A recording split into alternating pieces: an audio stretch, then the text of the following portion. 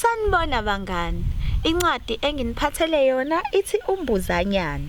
Ibhalwe Nicola N. Smith, Tiffany McSherry, Nomina Lawrence.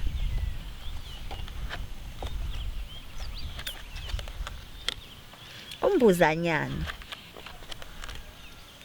Umbuzanyana wahamba wayothola utshani obumnandi ngempela. Isibhakabhaka sasiluhlaza phezulu, kodwa akazange abheke phezulu. Umfula wawuhuba ngezansi, kodwa umbuzanyana akazange ayilalele ingoma yawo.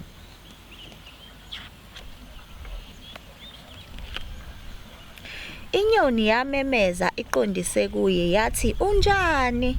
Kodwa umbuzanyana akazange aphendule. Wavele waqhubeka nohambo ebheka utshani obumnandi ngempela. Bangani, umbuzanyana ngoba engathi mncane nje. Ngabe kuyinhliso elihle ukuthi ehambe yedwa?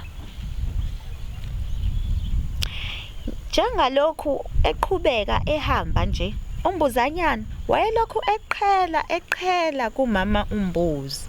Nange umama mbuzi uyadla, kodwa umbuzanyana uyahamba.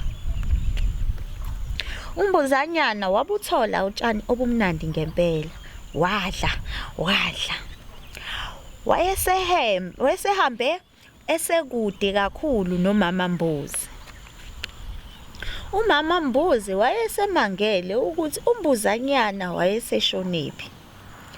Wabheka esiqeshini sensimu yommbila, kodwa umbuzanyana wayengekho lapho. Umama umbuzi wagijima ebheke emfuleni, kodwa umbuzanyana wayengabonwa lapho. "Ukuphi wembuzanyana?" kububula umama umbuzi. Nange umama umbuzi ehamba ebheka ingane yakhe.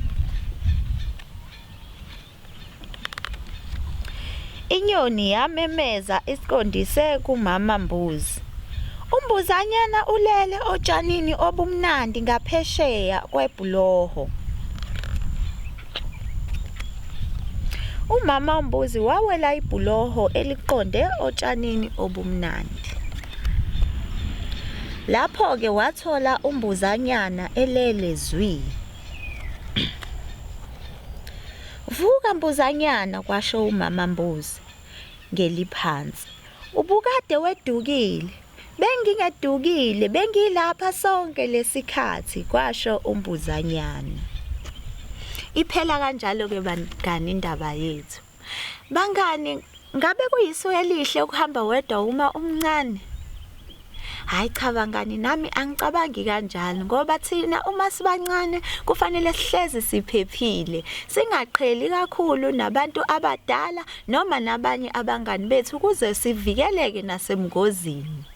Iphele kanjalo-ke indaba yethu emnandi. Ngethemba ukuthi niyithokozele. Uma nifisa ukubona ezinye izincwadi ezimnandi, ningangena ku-book-org. Ngiyabonga bangani, nisale kahle. Siyabonga ukubukela.